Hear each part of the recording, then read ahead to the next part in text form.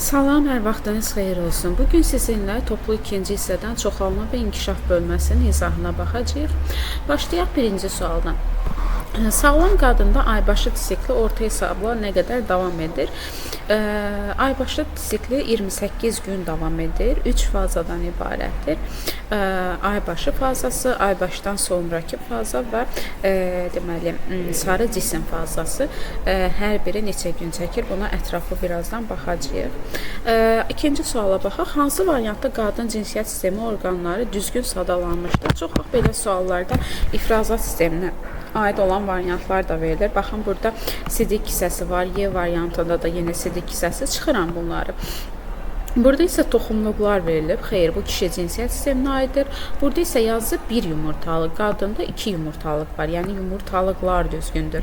Yumurtalıqlar, uşaqlıq boruları, uşaqlıq və uşaqlıq yolu olacaq cavab B variantı. Üçüncü suala baxaq. Hansı variantda kişi cinsiyyət sisteminin orqanları düzgün və daha dolğun göstərilmişdir? Burada da yenə baxın, deməli sidik axarları var burada. Cavabdan çıxıram.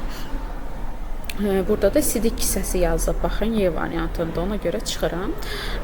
Xayallar, toxumluqlar, xaya axacaqları, toxum kisəcikləri, toxumluqlar, deməli prostat bəzi, cinsiyyət orqanı, cinsiyyət üzvü tam dolğun olan variantıdır. Cavab olur C variantı. Baxın, məsələn, burada prostat bəzi verilməyib. Burada toxum kisəcikləri verilməyib. Ən dolğun cavab C variantıdır. Dördüncü suala baxaq. Toxumluqlar harda yerləşir? Xayalıqda. A variantı. Aybaşı siklinin birinci, ikinci və üçüncü fazası. Təkrar deyək. Birinci aybaşı fazası olur. 4-5 gün müddətində uşaqlığın daxili möhtəviyyatı qopub düşür. 4-5 gün müddətində. İkinci faza aybaşdan sonraki faza. Uşaqlığın bərpa olunduğu müddət 9-10 gün çəkir. Adlandı aybaşdan sonraki faza. Üçüncü fazası isə sarı cisim fazasıdır. 14 gün sarı cisim qana hormon ifraz edir. 7-də də olacaq C variantı. Neçə fazadan ibarətdir? 3 fazadan D variantı. 9-cu suala baxaq. Uşaqlıq boruları haqqında deyilənlərdən hansı düzdür? Nədir uşaqlıq borusu? Yumurtalıqla uşaqlıq arasında yerləşən borular, hansı ki bu uşaqlıq borularında mayalanma prosesi baş verir. Deməli, baxın, yumurta hüceyrənin mayalanması orada baş verir. Rişemin uşaqlığa düşməsini təmin edir. Cavab olacaq A variantı. Dölün inkişafı burada gedir. Yanlışdır, çünki döl mərhələsi uşaqlıqda başlayır. Sarı cismin əmələ gəlməsi yumurtalıqda baş verir, cift uşaqlıqda yaranır, folikulda yumurtalıqda yetişir. Boru ilə bağlı ən çox eşitdiyimiz cümlə deməli mayalanma prosesidir. 10-cu sual kişi cinsiyyət sisteminə aiddir. Prostat vəzi, hansı ki ifraz etdiyi maye spermatozoidlərin hərəkətini aktivləşdirir. Qadın cinsiyyət sisteminə isə aiddir yumurtalıqlar. Spermatozoidlər əmələ gəlir toxumluqlarda, yumurta hüceyrə əmələ gəlir yumurtalıqlarda. Bunlar sadə suallardır. Baxaq 14-15-ci tipdə suallara.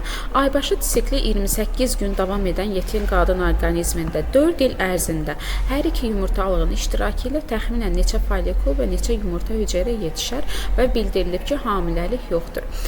Neçə folikul, neçə yumurta hüceyrə yetişər? Hər aybaşı siklində, yəni hər 28 gün ərzində bir dəfə 14-cü günündə, ovulyasiya günündə deməli yumurta hüceyrə yetişir. Yəni 28 gündə bir dəfə, 28 gündə bir dəfə ovulyasiya baş verir. Çox vaxt uşaqlar deyir ki, hə 28 gündə bir dəfədirsə, demək ki, ayda bir dəfədir, il ərzində 12 dəfə. Xeyr, 28 gündən bir davam elədiyi üçün mən 365-i bölürəm 28-ə. Cavabı tapıram 13. Demək ki, bir il ərzində 13-ü baş verir. 4 il ərzində isə baxın, 4 il ərzində isə baş verəcək 52 ovulyasiya, yəni 52 folikul və 52 yumurta hüceyrə yetişəcək. İndi burada diqqət etməli olduğumuz digər məqam nədir? Hər iki yumurtalığın iştirakı ilə və bir yumurtalığın iştirakı ilə. Baxın, hər iki. Burada isə deyir birinin iştirakı ilə. Hər iki yumurtalığın iştirakı ilə 52-si yetişir, amma birinin iştirakı ilə 26-sı. Nəyə görə? Çünki bir ay birində yetişməyə başlayır, digər ay isə digər yumurtalıqda yumurta hüceyrə yetişir. Yəni birini soruşanda yarı böləcəm, ikisini soruşduqda artıq heç nə etməyəcəm. Sağlam qadın orqanizmində ən az sayda əmələ gələ bilər. Yetişməmiş yumurta hüceyrə çox olacaq, çünki biz deyirik ki, yeni doğulanda 400 minə qədər yetişməmiş yumurta hüceyrə olur. Onlardan yalnız 350-500-ə qədəri yetişir. Yəni bu düzgün deyil. Baxın, hər ay folikul partlayır, hər ay yumurta hüceyrə yetişir, hər ay sarı cisim fazası olur, elə deyil. Yəni bunlar da hər ay baş verir. Amma ziqotun yaranması ən tez olduğu halda 9 aydan bir baş verəcək, elə deyil. Çünki mayalanma baş verməlidir, ziqot yaranmalıdır. Hətta əkiz hamiləliyi belə olsa, ziqot yaranacaq, 9 aydan sonra yeni bir ziqot yarana bilər, elə deyil. Ona görə ən gec baş verən, ən az sayda əmələ gələn ziqot olacaq, C variantı. 17-ci suala baxaq. Spermatozoid heç vaxt daxil olmur. Spermatozoid daxil olur uşaqlıq yolundan. Uşaqlıq boyunu gəlir uşaqlığa, gəlir boruda, artıq buranı boru kimi nəzərdə tutsaq, burada mayalanma baş verir. Burada yəni yumurtalıq kimi bunu nəzərdə tutsaq, bura heç vaxt girmir. Çünki mayalanma artıq burada baş verir. Yəni folikul olacaq cavab, çünki folikul özü yumurtalıqdadır. Qadının yumurtalığında hansılar baş verə bilər? Qadının yumurtalığında ovulyasiya baş verir, yəni folikul inkişaf edir və sarı cisim əmələ gəlir. Mayalanma borudadır, ciftin əmələ gəlməsi isə uşaqlıqdadır. Cavab olacaq 1, 2, 3. Deməli, 19-cu sualda deyir ki, verilənlərin adlarını müəyyənləşdirib düzgün olanları seçin. F-də yumurta hüceyrəsi inkişaf edir deyilir. Düzgündür. Yumurta hüceyrəsi yetişir yumurtalıqda, folikulda və burada bir də M deyir, yumurta hüceyrəsinin tam yetişdiyi yerdir. Xeyr, M uşaqlıq boynudur, bura deyil. El rüşeymin tam formalaşdığı yerdir. Rüşeymin tam formalaşdığı yerdə xeyr, boru bura deyil. K isə meyoz prosesinin getdiyi yerdir deyil. Bəli, meyoz prosesi cinsiyyət orqanlarında cinsiyyət hüceyrəsinin yaranması zamanı baş verir. Deməli, cavab olacaq 1-ci və 4-cü. 20-ci suala baxaq. 12 yaşından fasiləsiz olaraq normal aybaşı disekli baş verən qızda hər yumurtalıqda 33 folikul yetişmişsə, bu qızın neçə yaşı ola bilər? Deməli, burada diqqət göstərin, deyir ki, hər yumurtalıqda 33 folikul yetişib. Demək ki, mən yazaram ki, o 33 vurulsun 2. Yəni 2 yumurtalığında bir yerdə 66 folikul yetişib. 66-nı da mən 13-ə bölməklə taparam ki, bu 66 folikulun yetişməsi neçə il ərzində baş verir? Deməli, 5 il ərzində. 12 yaşından aybaşı disekli baş verir deyir. Mən deməli 12-nin üstünə 5 gəlməklə bu qızın yaşını tapa bilərəm. 5 ildə 66 folikul yetişib hər iki yumurtalığında, birində 33, ikincisində 66 və 12 yaşından aybaşı disekli baş verdiyi üçün 12-nin üstünə 5-i gəlirəm, cavab eləyir 17. Həmçinin 21-ci suala da baxaq. 32 yaşında olan qadın 12 yaşından normal aybaşı disekli keçirir. Deməli 32-dən 12-ni çıxmaqla taparam ki, bu qadında 20 ildir aybaşı disekli baş verir. Və məndən soruşur ki, sol yumurtalığında neçə folikul yetişər? 20 il ərzində hər il 13 sənə olmaqla ümumilikdə 260 deməli folikul yetişib. Bir yumurtalıq dediyi üçün 260-ı bölürəm 2-yə, cavabı tapıram 130 folikul yetişər. 21-də cavab olur 130. Baxaq indi 22-ci suala. Burada isə hər iki yumurtalığı deyir. Onda 2-yə bölməyəcəm. Cavab elə olacaq 260. Əgər qadın orqanizmində sarı cisim fazalarının ümumi müddəti 520 həftə çəkibsə, onda bu qadının maksimum neçə yaşı olar? Baxın uşaqlar, burada biraz üstünə düşür, bıraq da yazım.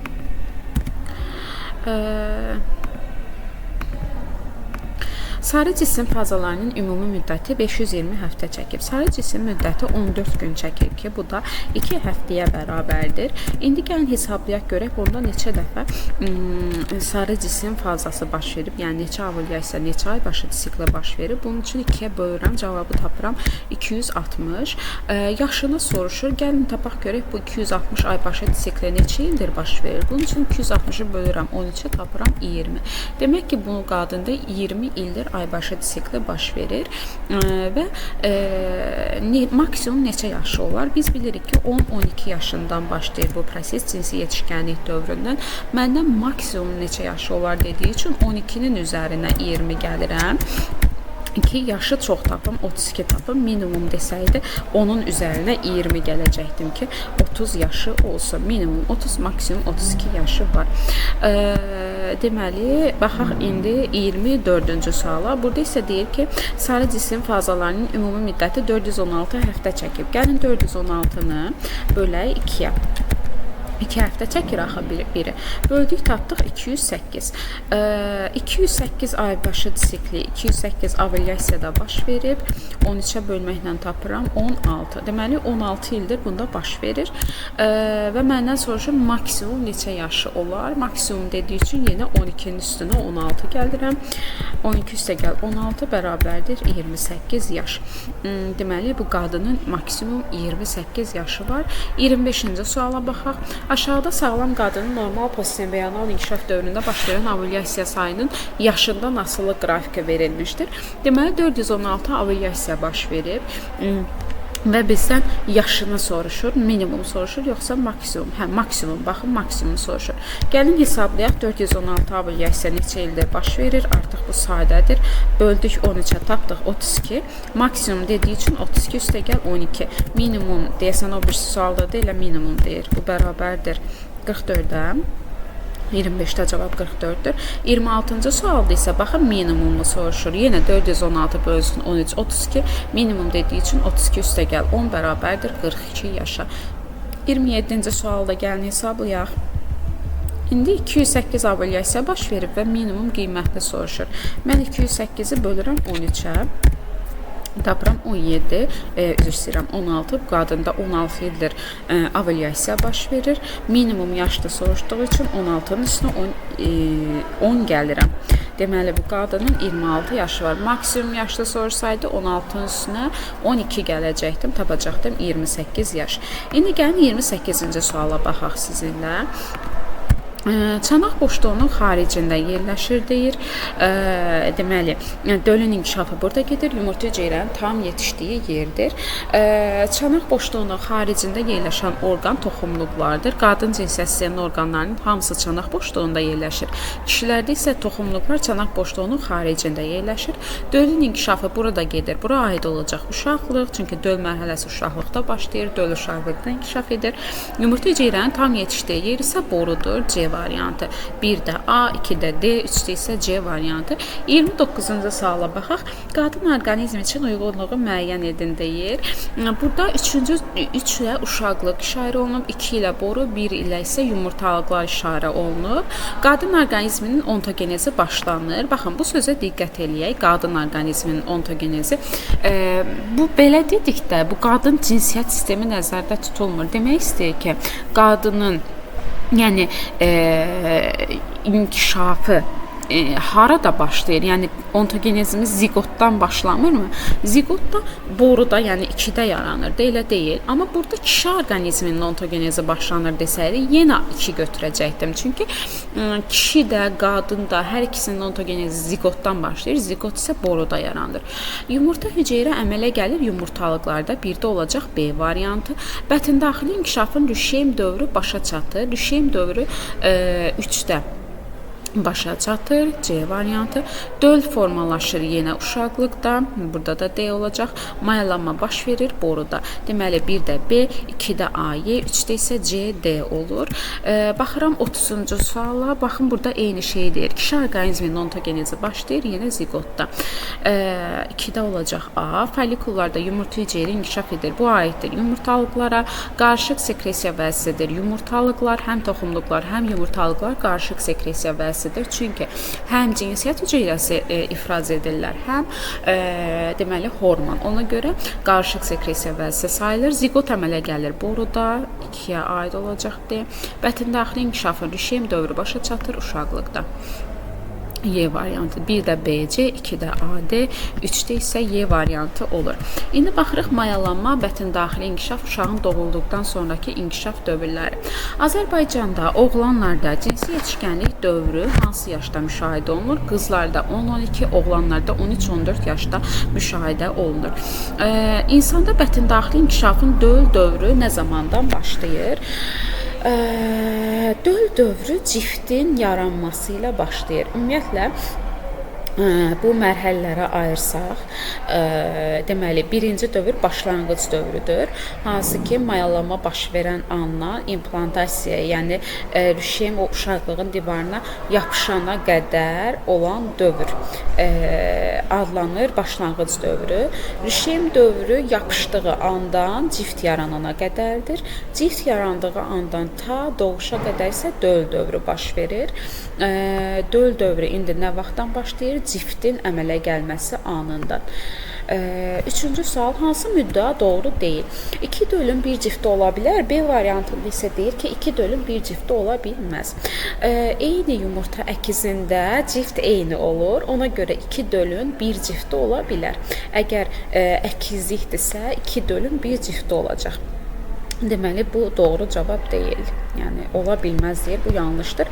Döl dövrü neçə aya başa çatır?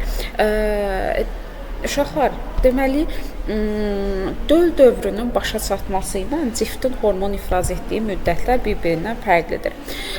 Artıq 3-cü ayın əvvəlindən döl dövrü başlayır. Yəni 7 ay çəkir təqribən ciftin yaranması ilə. Çünki 3-cü ayın əvvəlində cift yaranır. Amma hormon ifraz etməyə başlayır 4-cü ayın əvvəlindən. Ona görə deyirik ki, deməli, cift hormon ifraz edir 6 ay, döl dövrü davam edir 7 ay.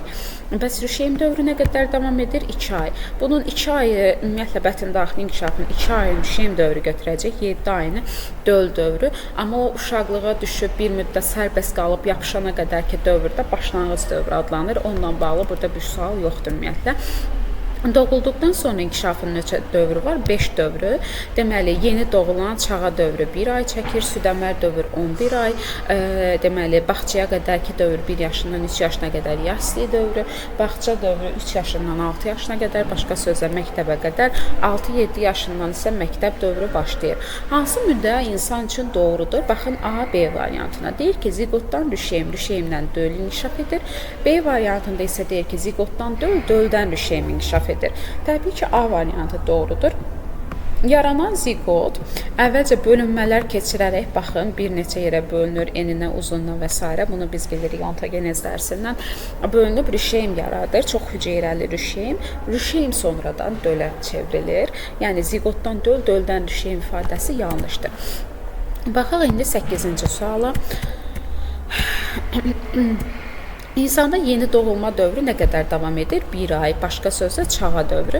Südəmər dövrü isə 11 ay davam edir. Bu o demək deyil ki, uşaq 1 ay süd əmmir. Sadəcə bu 1 ayı yeni doğulan çağa dövrü adlandırırlar. 1 ayından sonra 1 yaşına qədərki olan 11 aylıq dövr isə südəmər dövr adlandırırlar. İnsanın ontogenezi başlayır. Ontogenez mayalanma anından ölənə qədər olan inkişaf dövrüdür. Ontogenezimiz baş verir, ziqotumuz yaranan andan. Ziqot yaranda artıq fərdi inkişafımız başlayır. Bətin daxili inkişafın rüşeym dövrü isə yapışma anından başlayır. Bayaq dedik, rüşeym yapışdı, ta ki cift yaranana qədər rüşeym mərhələsidir.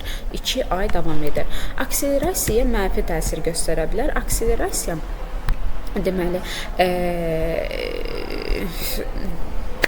həm fiziki, həm zehni cəhətdən inkişaf deməkdir. Əgər qidada vitamin çatışmazlığı olarsa, bu akselerasiyaya mənfi təsir göstərir. Məntiqlə də baxsaq, digər variantlar yaxşı şeylərdir. Vitamin çatışmazlığı isə pisdir, deməli, mənfi təsir göstərər. Belə də tapmaq olar. Cinsi yetişkənlik təsadüf edir məktəb dövrünə, A variantı. Yasli dövrü davam edir 1 yaşından 3 yaşına qədər, yəni 2 il, 2 ildə 24 aya bərabərdir, Y variantı. Ən qısa dövrü birinci dövrdür, çağa dövrü 1 ay çəkir, ən uzun dövr isə 5-ci məktəb dövrüdür, C variantı. 17-ci suala baxıram. Bətin daxili inkişafı rüşeym mərhələsində rüşeymin qidalanması baş verir. Baxın uşaqlar, burada cift deyir. Cift yaranıbsa döl mərhələsidir. Rüşeym mərhələsindən söhbət gedə bilməz. Rüşeym qidalanır. Rüşeymi əhatə edən qişanın xovları vasitəsilə. Cavab olur A variantı. 18-ci suala baxıram. Yumurta hüceyrənin uşaqlığa düşməsi onu göstərir ki, uşaqlar, yumurta hüceyrənin uşaqlığa düşməsi o deməkdir ki, mayalanma baş verməyib. Mayalanma baş versəydi, spermatozoid gələrdi, boruda mayalanma baş verərdi, rüşeym gəlib düşərdi uşaqlığa. Yumurta hüceyrə düşübsə, bu deməkdir ki, artıq mayalanma baş tutmayıb. Cavab olur D variantı. Baxıram 19-cu suala. 4 eyni yumurta əkizinin əmələ gəlməsində neçə qamət iştirak edir? Bir yumurta əkizinin yaranmasında eyni yumurta əkizidirsə, deməli 5 uşaq olsun, 10 uşaq olsun, fərqi yoxdur. Eyni yumurta əkizidirsə 2 qamət iştirak edir. Bir yumurta hüceyrə, bir spermatozoid, zigotun bölünməsi nəticəsində yaranır eyni yumurta əkizləri. Müxtəlif yumurta əkizləri isə ayrı-ayrı spermatozoidlə ayrı yumurta hüceyrənin mayalanması nəticəsində baş verir. İndi eyni deyirsə, mən 4, 5, 6, 7 fərqi yoxdur. Deyəcəm 2 qamət iştirak edir. Amma müxtəlif yumurta əkizi dedikdə vuracam 2-yə. Bunun düsturu 2N-dir. N orada əkizlərin sayını göstərir. Yəni neçə əkiz varsa vur 2-yə, vur 2-yə. Çünki bir spermatozoid bir yumurta hüceyrə iştirak edir. Cavab da olur B variantı. 21-ə baxıram. 3 eyni yumurta əkizinin zigotunun əmələ gəlməsində neçə spermatozoid iştirak edir? Eyni yumurta əkizidirsə, bir dənəsində bir spermatozoid iştirak edir. Deməli, hər birində bir spermatozoid iştirak edir. Yəni bir zigotdan dedik, yumurta əkizləri yaranır. Zigotun bölünməsi normal halda başlayır uşaqlıq borusunda, mayalanma baş verir, zigot yaranır boruda, bölünməsi də həmçinin boruda başlayır. Baxın, burada da zigotun əmələ gəlməsidir, o da baş verir boruda. Kitabdakı şəklə də baxsaz görərsiniz, zigot yaranır, bölünə düşür o uşaqlığa, o çox aydın verilib kitabda. İkincili cinsi əlamətlər oğlanlarda cinsi yetişkənlik dövründə, o da baş verir məktəb dövründə, 13-14 yaşlarında. Baxaq 25-ci suala. Eyler-Venn diaqramı verilib bizə. Bir tərəfdə eyni yumurta əkizləri olan 2 qızdır, digər tərəfdə isə eyni yumurta əkizləri olan 2 oğlandır və bizə uyğun olan bəndləri soruşur. Əmələ gəlməsində iştirak edən qametlərdə 2 ədəd deməli X cinsi xromosomu olmuşdur. X-X-dən söhbət gedirsə bu qızdır, yəni bura aiddir. Oğlan desəydi XY olardı. Əmələ gəlməsində iştirak edən cinsi xromosomların bir-birinə deməli nisbəti 1-in 1 olmuşdur. Bu oğlana aiddir. Müxtəlif cinsi xromosomlar X, Y, baxın bura aid olacaq, Z-də olacaq 2 və deyir bir zigotdan inkişaf etmişlər. Hər ikisi eyni yumurta əkizi olduğu üçün istər qız, istər oğlan hər ikisi bir zigotdan inkişaf edib 3 burada olacaq. 1 burada, 2 burada. Burada isə deyir ki, zigotların əmələ gəlməsində iştirak edən bütün qametlərdə autosom xromosom müxtəlifliyi 22 olmuşdur. Autosom xromosom müxtəlifliyi qametdə ümumiyyətlə zigotlarının əmələ gəlməsində, baxın, zigotun əmələ gəlməsində bir yumurta hüceyrə, bir spermatozoid, X-lərlə ifadə eləsək, baxın burada 22 üstəgəl X, 22 üstəgəl X iştirak edib, baxın burada 22 üstəgəl X, 22 üstəgəl X. Burada da 22 üstəgəl X, 22 üstəgəl Y iştirak edib, belə deyil. X-Y ümumiyyətlə aidiyyatı yoxdur, yəni burada 44 autosom xromosom iştirak edib, burada da həmçinin. Müxtəliflik dedikdə hər ikisini 2-yə bölürük, burada da 44-ü 2-yə böləcəm. Burada da 44-ü 2-yə böləcəm. Hər ikisində olacaq 22. Deməli, bu hər ikisinə aid olan variantdır. X-də 1, Y-də 3, 4, Z-də isə 2 olur. Cavab olur D variantı. 26-cı suala baxıram indi. Uşaqlığın seyitlik inşasının bərpasının başlanması aybaşı disiklinin göstərilən günlərdən hansını təsadüf edir? Aybaşı disikli baş verir 4-5 gün. Dedik, uşaqlığın daxili möhtəviyyatı qopub düşür. 4-5 gün bitdikdən sonra artıq 6-cı günündə aybaşdan sonraki fazada artıq seyitlik inşa bərpa olunmağa başlayır. Cavab olur B variantı. 27-ci suala baxıram indi. Bir-birinə oxşamayan 4 əkizin 3-ü qızdır, biri oğlandır. Onların əmələ gəlməsində neçə erkək, neçə dişi qamət iştirak etmişdir? Qız, oğlan fərqi yoxdur. Bir-birinə oxşamırlarsa ayrı yumurta əkizləridir. Bunlar deməli 4 dənə, hərəsinə 4 dənə erkək, 4 dənə də dişi qamət lazımdır. Cavab olur A variantı. Deməli, 28-ə baxıram. 2 qadının 4 əkiz uşağı dünyaya gəlmişdir.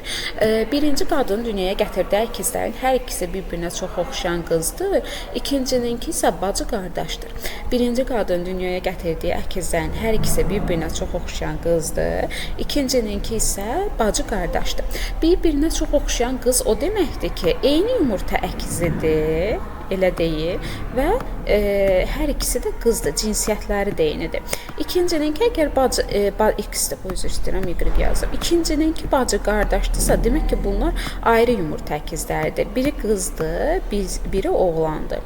Bu da olur X, Y. Birinci və ikinci qadın uşaqlarının yaranması zamanı mayalanma prosesində neçə qamət iştirak etmişdir? Bunlar eyni yumurta əkizi olduğu üçün bir spermatozoid, bir yumurta hüceyrə, yəni 2 qamət iştirak edib. Bunlar isə ayrı yumurta əkizi olduğu üçün bir spermatozoid, bir yumurta hüceyrə burada da bir spermatozoid, bir yumurta hüceyrə. Ümumilikdə 4 qamət iştirak etmişdir. Yəni cavab olacaq 2, 4. 29'da isə deyir ki, yenə 2 qadının 4 əkiz uşağı dünyaya gəlmişdir. Burada sonda bizdə spermatozoidi soruşur. Spermatozoid də buradakilərin yarısıdır da. 2 qamətdən biri spermatozoid, 4 qamətdən ikisi spermatozoid. Yəni 1, 2 olur, cavab olur C variantı. 30-cu suala baxıram. Cift əmələ gəldikdə nə qədər vaxt sonra o hormon ifraz etməyə başlayır? 1 aydan sonra. Cift yaranır 3-cü ayın əvvəlində, hormon ifraz etməyə başlayır 4-cü ayın əvvəlində. Yəni arada 1 ay fərq var. Əkizlərdən hər ikisinin müstəqil cifti olarsa fikirlərdən hansı doğru ola bilər? Hər ikisinin ayrı-ayrı cifti varsa bunlar artıq ayrı yumurta əkizləridir, müxtəlif yumurta əkizləridir. Eyni cinsiyyətli ola bilməzlər bunlar, çünki hərəsində deməli yox, üzr istəyirəm. Həm eyni cinsiyyətdə ola bilərlər, həm müxtəlif cinsiyyətdə ola bilərlər. Ağlım getdi eyni yumurta əkizinə. Eyni yumurta əkizi müxtəlif cinsiyyətdə ola bilmir. Nəyə görə? Çünki fikirləşin də, yəni oraya X gələcək, ya Y gələcək də, bir dənə zigot yaranmalıdır orada. Yəni yəni kişidən ya X gələcək, ya Y gələcək. Burada fərqli cinsiyyətdən söhbət gedə bilməz. Amma ayrı yumurta əkizləri fərqli ola bilər. Ola bilər ki, birinci zigotun yaranmasında X iştirak etsin, ikincidə Y iştirak etsin, cinsiyyət fərqli olsun. Yəni ayrı yumurta əkizi deyiriksə, eyni cinsiyyətdə də olur, müxtəlif cinsiyyətdə olur. Biz onu real həyatda da görürük onsuz da rahatlıqla. Mayalanmada 2 ədəd qamçılı qamət iştirak edə bilər. Bu da ola bilər əlbəttə ki. Yəni qamçılı qamət dedikdə spermatozoid nəzərdə tutur. Hərəsində zaten biri iştirak edir. Ona görə cavab olur 1, 2, 3, yəni Y variantı. 32-ci suala baxaq. Hər ikisi eyni ciftlə qidalanırsa artıq olur eyni yumurta əkizi. Eyni yumurta əkizi dedim, müxtəlif cinsiyyətli ola bilməz. Mütləq eyni cinsiyyətlidir. Mayalanmada da 1 ədəd qamçılı qamət iştirak edir. Bu da düzgündür. Cavab olur 1, 3, C variantı. 33-cü suala baxıram. 3 eyni yumurta əkizləri neçə zigotdan əmələ gəlir? Eyni yumurta əkizi bir zigotdan, bir yumurta hüceyrə və bir spermatozoidin mayalanmasından yaranır. 34-cü suala baxıram. Qadın orqanizmində 4 müxtəlif yumurta əkizinin yaranmasında müxtəlif yumurta əkizi deyirsə, nə dedik? 2 endüstru ilə 4 vurulsun 2, yəni 8 ədəd qamət iştirak edir. Cift sayı dedikdə müxtəlif yumurta əkizi olduğu üçün hər birinin ayrı-ayrı cifti var. Göbək ciyələrinin sayı dedikdə deməli hər birinin ayrı göbək ciyəsi var. Bu da olur 4. Hamısının cəmi bir yerdə bərabər olur 16-ya. Cavab olur A variantı. 35-ci suala baxaq. Hər bir fərddə hansı cinsi uşaqların dünyaya gəldiyini deyir, müəyyən edin. 2 dənə yumurta hüceyrə mayalanıb. Demək ki, burada 2 dənə də spermatozoid iştirak edib. Əmələ gələn dölün somatik hüceyrəsinin bir nüvəsində olan X cinsi xromosomların sayı. Demək ki, 2 yumurta hüceyrə mayalanıb, 4 dənə də X varsa, demək ki, burada 2 dənə XX olan canlı yaranıb. Yəni 2 dənə qız yaranıb. Amma burada 2 dənə yumurta hüceyrə mayalanıb, əmələ gələn döldə 2 dənə X var. mən bu x-i birinə bölərəm, digərinə də x yazmalıyam da. Biri x, digəri y ola bilmir axı. Hər birində olmalıdır bir dənə x. Deməli, yanlarına da yazıram y. Demək ki, bunlardan hər ikisi oğlan imiş. Burada isə 3 dənə yumurta hüceyrə mayalanıb və cinsi xromosomlarındakı x-lərdə yenə 3 olub. Mən yenə hər yumurta hüceyrəyə mən bir dənə x salacağam. Götürüb x-in birini 2 dənəsindən yazsam, buna nə yazaram? Boş qalar axı. Demək ki, bunların da yanlarına yazıram mən y-lər. Deməli, 2x, 2 dənə qız deməkdir. Burada 2 oğlan, burada isə 3 oğlan. 2 qız, 3 oğlan. 2 qız, 2 oğlan, 3 oğlan. Görək hansı variantdadır? Baxın, C variantında. Cavab olur C variantı. 36-cı suala baxırıq. Doğum evində 3 hamilə qadının dünyaya gətirdiyi uşaqlarla bağlı rəqəmlər göstərilmişdir. Bu rəqəmlərə əsasən nələri söyləmək olar? Mayalanmada iştirak edən X cinsi xromosomların Y cinsi xromosomlarına olan nisbəti. Dünyaya 2 dənə əkiz uşaq gəlibsə və 3 dənə x, bir dənə y varsa, baxın 2 dənə də uşaq, mənə 4 dənə cinsi xromosom lazımdır demək ki, və bunlar müxtəlif yumurta əkizidirlər. 2 dənəsinin hərəsində 2 dənə cinsi xromosom olmalıdır, elə deyil. Deməli, bu 3 dənə birindən, 1 dənə birindən. Ümumilikdə x-dən y-in sayı da 4 olmalıdır. Deməli, nə imiş bu? 2 dənə x var imiş demək, bir dənə x, y var imiş.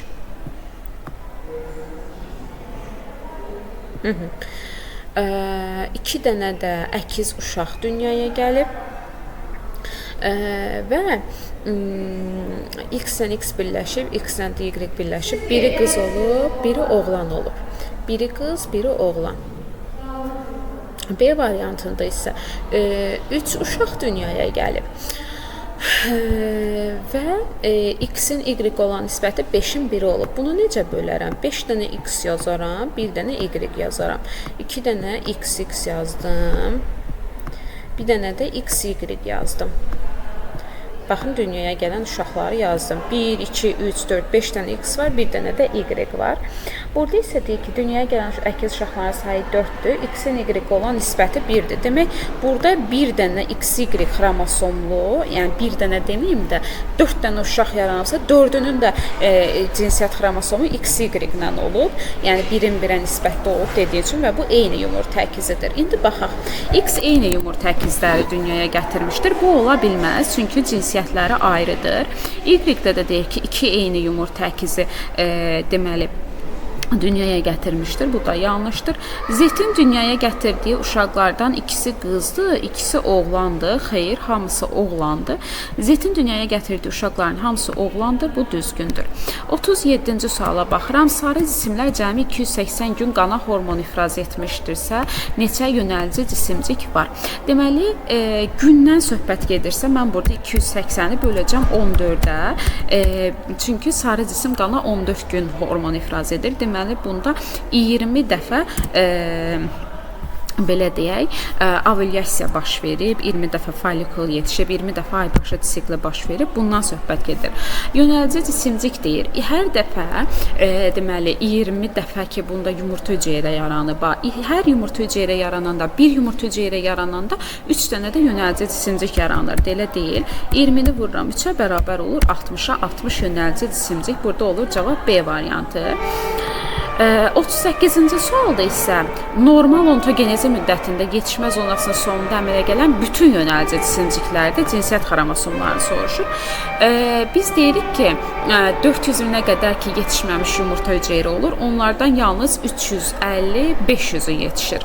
Yenə də hər yumurta hüceyrə yetişəndə 3 dənə də yönəlici cisimcik olur. 350-ni vururam 3-ə 1050, 500-ü vururam 3-ə 1500. Cavab olur B variantı. 39-cu suala baxıram. Uşaqlıq borusunda baş verir, yumurta hüceyrəni qəbul edib uşaqlığa ötürmək. Dölün inkişafı uşaqlıqda baş verir, yumurta hüceyrənin spermatozoidlə mayalanması, yəni mayalanma baş verir boruda. Zigot yaranır boruda və bölünməsi də boruda. Yumurta hüceyrənin tam yetişməsi yenə boruda, rüşemin uşaqlıq divarına yapışması adından göründüyü kimi uşaqlıqda baş verir. Cavab olur 1, 3, 4 və 5. 40-a baxıram. Ciftin əmələ gəlməsi ilə döl dövrü başlayır, doğrudur. Hamiləliyin 3-cü ayında əmələ gəlir, doğrudur. Əmələ gəlməsi ilə rüşeym dövrü deyir, döl dövrü başlayır. Döl ciftlə birbaşa birləşir, xeyr, göbək ciyəsi ilə. Yəni burada cavab olur 1, 2. 41-ci suala baxaq. 4 əkiz uşaq dünyaya gəlir və bunların 2 cifti olub. Və bu dünyaya gələn uşaqlardan 3-ündə yalnız X cinsi xromosom olub. Bu o deməkdir ki, dünyaya gələn uşaqlardan 3-ü qız olub, bir dənəsi oğlan olub və 2 cift olubsa, demək ki, burada əkizlik də var. Eyni yumurta əkizliyi də var, müxtəlif yumurta əkizliyi də. Mən bir ciftlə, baxın bu ciftə 3 dənə qıza aid eləyərəm. Baxın, yalnız X xromosomu olan. Digər ciftlə olana isə bir dənə oğlana aid eləyərəm. Yəni bu 3 dənə qız, bir eyni yumurta əkizidir. Bu ayrıdır. 2 dənə də cift var. Bir cift burada nəzərdə tutaq, birində burada. İndi cavablara baxaq. Dünyaya gələn uşaqlar 2 ziqotdan inkişaf etmişdir. Düzgündür. Bir ziqotdan 3 uşaq, bir ziqotdan da bu oğlan. Dünyaya gələn uşaqlardan birinin somatik hüceyrəsinin bir növbəsində 24 xromosom müxtəlifliyi olmuşdur. Baxın,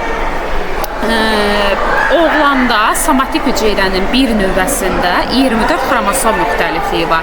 22 autosom, 1x, 1y bərabər olur 24-də, demək 2 də doğrudur. Mayalanma prosesində iştirak edən cinsiyyət hüceyrələrin 4-ünün qamçısı olmuşdur. Xeyr, bir spermatozoid burada iştirak edib, biri burada iştirak edib. Demək ikisinin qamçısı olub. Burada isə deyir ki, mayalanmada iştirak edən cinsiyyət hüceyrələrin 3-ünün qamçısı olub. Xeyr, ikisinin olmalı idi. 3 də səhvdir, 4 də səhvdir. Cavab olur 1, 2.